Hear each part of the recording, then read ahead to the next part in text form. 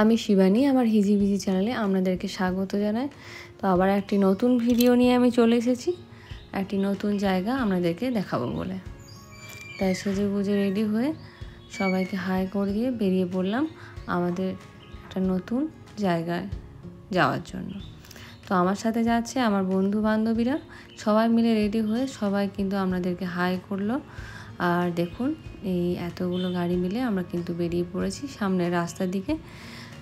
একটু সকাল সকাল মানে বিকাল দিকেই বেরিয়েছি, কিন্তু সন্ধ্যের আগে। কিন্তু যেতে যেতে মনে হয় সন্ধে হয়ে যাবে, কারণ আমরা কেউই 5:30 বা 5টার আগে কেউই বেরোতে পারি না। সবারই অফিস থাকে, কাজ থাকে, তারপরে একটু ঘোরাঘুরির টাইম, তাও আবার স্যাটারডে সানডেতে। তাই সামনে রাস্তা দিয়ে বেরিয়ে পড়েছিলাম, যেহেতু স্যাটারডে ছিল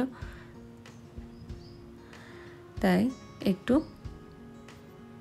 জ্যামই ছিল, তাই খুবই যেতে একটুখানি প্রবলেম হচ্ছিল। তো যে জায়গাটা নিয়ে যাব সে জায়গাটা হলো দ্বাদশ জ্যোতির্লিঙ্গ মন্দির। এই মন্দিরটি শ্রীনিবাসপুরের ওমকার আশ্রমে অবস্থিত। এটি ভারতের কর্ণাটক রাজ্যের ব্যাঙ্গালোরে অবস্থিত। এটি কর্ণাটকের সবচেয়ে মহৎ এবং বিশাল মন্দিরগুলির মধ্যে একটি। এটি ব্রহ্মশিলা সদ্গুরু শ্রী শিবপুরী মহাস্বামীজি দ্বারা প্রতিষ্ঠিত হয়েছিল। প্রতিটি ভক্তকে জ্যোতির্লিঙ্গ দর্শনের জন্য একটি সুযোগ প্রদানের ব্যবস্থা করা আছে। এই যে তারপরে তিনি এই কাজটি সাফল্য অর্জন করতে পারেনি, তার আগেই তার সমাধি লাভ করেছিলেন তিনি। তো এই মন্দিরটি 2002 সালে প্রথম শুরু হয়েছিল। তারপরে 2007 সালে তিনি সমাধি লাভ করেছিলেন এবং তার অসম্পূর্ণ কাজটি সন্ন্যাসী শিষ্য শ্রী মধুসূদনানন্দ পুরী স্বামীজি তার উত্তরসূরি হন এবং মন্দিরের কাজটি চালিয়ে যান। সবাই মিলে এখানে গাড়িটা স্ট্যান্ডে লাগিয়ে দিয়ে আমরা ওপরের দিকে উঠে যাচ্ছি। দেখতেই পাচ্ছেন এখনও এখানে রাস্তাটাও ঠিকভাবে তৈরি হয়নি। আরও একটি পাশে মন্দিরের ব্যবস্থা চলছে। আর এই যে সামনে ত্রিশূলটা দেখুন কত সুন্দরভাবে সাজানো হয়েছে। তারপরে আপনাদেরকে দেখালাম এখান থেকে গোটা শহরের ভিউটা কেমন দেখায়। দেখতে কিন্তু খুবই সুন্দর লাগছে।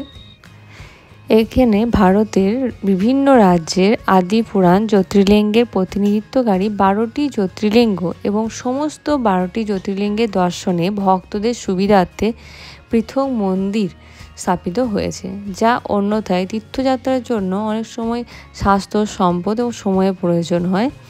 তা এখানে এলে সমস্ত জ্যোতির্লিঙ্গগুলি কিন্তু দর্শন হয়ে যাবে। এখানে সমস্ত 12টি জ্যোতির্লিঙ্গর মধ্যে জ্যোতির্লিঙ্গ হল নর্মদেশ্বর লিঙ্গ, বানালিঙ্গ নামেও পরিচিত। নর্মদা নদী পাথর থেকে তৈরি, যা শিবলিঙ্গের জন্য শুভ বলে মনে করা হয়। প্রতিটি জ্যোতির্লিঙ্গের নিচে প্রায় 1 ইঞ্চি দৈর্ঘ্যের 1000টি ছোট্ট নর্মদেশ্বর লিঙ্গ স্থাপন করা হয়েছে। তবে প্রধান দেবতা শ্রী ওমকারেশ্বর লিঙ্গের নিচে 2000টি ছোট নর্মদা লিঙ্গ স্থাপন করা হয়েছে। ছোট নর্মদেশ্বর লিঙ্গর পাশাপাশি শালিগ্রাম, বহু বিরল ভেষজ মূল্যবান পাথর, ধাতু, শস্য, ভালো পরিমাণে বুধ এবং বিশেষভাবে পুজো করা যন্ত্রগুলি স্থাপন করা হয়েছে। প্রধান দেবতাটি হল 6 ফুট উঁচু ওমকারেশ্বর জ্যোতির্লিঙ্গ, যার মন্দিরের কেন্দ্রস্থলে স্ফটিকা শ্রী যন্ত্র রয়েছে। অন্য 11টি জ্যোতির্লিঙ্গ দ্বারা বেষ্টিত শ্রী বৈদ্যনাথ, বিশ্বনাথ, শ্রী ভীমাশঙ্কর, শ্রী ত্র্যম্বকেশ্বর, শ্রী ঘুষমেশ্বর, শ্রী রামনাথ, তাছাড়া নাগেশ্বর, শ্রী মল্লিকার্জুন, মহাকালেশ্বর, বিভিন্ন দেবতা। প্রধান মন্দিরের অন্যান্য দেবতাদের হলেন প্রভু, বিদ্যা, গণপতি, সুব্রাহ্মণ্য, কাল ভৈরব, চণ্ডিকেশ্বর, একাদশী, রুদ্র, দেবোত্তাস, নটরাজ এবং দেবী শক্তি শ্রীযন্ত্রের আকারে রয়েছে। তো এখানে দাঁড়িয়ে দাঁড়িয়ে সবাই কিন্তু একবার করে ছবি তুলে নিলাম। ছেলেটা তো এখানে অনেকটা ফাঁকা জায়গা পেয়ে ছুটে বেড়াচ্ছিল আর ঘুরে বেড়াচ্ছিল। চারিদিকটা দেখে খুবই ভালো লাগলো আমাদেরও। এই যে সুন্দর লাইট জ্বলছে। দিনের দিকে এলে হয়তো আরও সুন্দর লাগতো, কিন্তু রাতের ভিউটাও কিছু কম খারাপ নয়, বেশি ভালো লাগছিল। তবে মন্দিরের ভিতরটা কিন্তু ছবি তোলা গেল না, তাই বাইরে থেকে আমাদেরকে দেখালাম। আর প্রসাদ পেয়ে গেছি, প্রসাদটা খাওয়া হয়ে গেলে আমার ছেলেকে এখানে বসে বসেই কিন্তু আমরা খাইয়ে দেবো। আর চারপাশটা আপনাদেরকে আরও একবার দেখিয়ে দিলাম। প্রসাদে ছিল কার্ড রাইস, সেটা প্রথমে কিন্তু আমরা ভেবে ভুল করেছিলাম সেটা পায়েসের লোভে কিন্তু আমরা কার্ড রাইসটা খেলাম। তারপরে আরও যেসব দর্শনীয় জায়গাগুলি রয়েছে সেগুলো আপনাদেরকে দেখানোর জন্য এগিয়ে যাচ্ছি। এখানে রয়েছে সব ধর্ম সমন্বয় মন্দির, তাছাড়া রয়েছে মৎস্যনারায়ণ মন্দির, বিশাল ব্রঞ্জের একটা ঘণ্টা যেটা 1200 কেজি ওজনের। আর এখানে রয়েছে নাগদেবতা, বনদুর্গা, গণপতি, মুনেশ্বরা। এছাড়াও রয়েছে একটা ছাত্রদের সংস্কৃত, বেদ এবং আশ্রমের মতন প্রশিক্ষণ দেওয়া হয়। এছাড়া এখানে গোশালা, গরুদের আশ্রয় বা চিকিৎসাও এখানে হয়। দেখুন এখানটাতে আরও একটা মজাদার জায়গা, যেটা হচ্ছে সর্বধর্ম সমন্বয় মন্দির। এইখানটা দেখে আমার খুবই ভালো লাগলো। এখানে সমস্ত ধর্মই যে এক, সেটা এই মন্দিরের মধ্যে তুলে ধরা হয়েছে। গেটের দুই পাশে রয়েছে ঐরাবতের স্ট্যাচু, যেটা দেখে আমার ছেলে খুবই খুশি হলো। আর তারপরে এগিয়ে যাচ্ছি সামনের দিকে। অন্ধকার বেশ হয়েছে, তাই খুব ভালো করে আপনাদেরকে দেখাতে পারছি না, তবে দেখানোর চেষ্টা চলছে। কাছে কাছে নিয়ে গিয়ে আমাদের পুরোটাই আমি দেখাবো।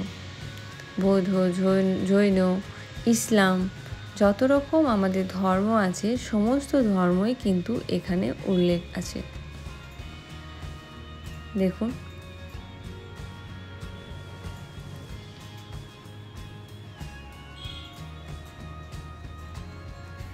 এই যে ছোট ছোট একটা মন্দিরের মতন করা হয়েছে, এখানে সমস্ত ধর্মগুলোর কিন্তু এক একটা করে মন্দির, আর মাঝখানে রয়েছে বিশাল বড় বটবৃক্ষ।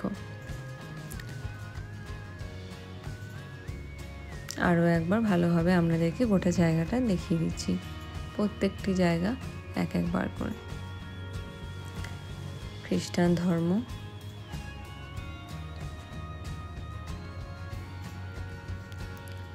এই জায়গাটা এসে খুবই শান্ত লাগলো, খুবই ভালো লাগলো। আর সবাই আমরা জানি মন্দিরে এসে সবারই মন শান্ত হয়ে যায়। তো এই জায়গাটা দেখে একটা অন্যরকম অনুভূতি হলো যে হিন্দু ধর্মের মধ্যেও কিন্তু এই যে সমস্ত ধর্ম সমন্বয় এই ব্যাপারটা রয়েছে, এটা দেখে কিন্তু খুব ভালো লাগলো। আর এখানে ছিল আর একটা জায়গা যেখানে মেডিটেশন করা হয়, চারিদিক শান্ত। সমস্ত ভিডিওটাই আমাদের সাথে তুলে ধরলাম। কেমন লাগলো কমেন্টে জানাবেন, আর ভালো লাগলে প্লিজ লাইক, শেয়ার, সাবস্ক্রাইব করুন। Thank you for watching this video.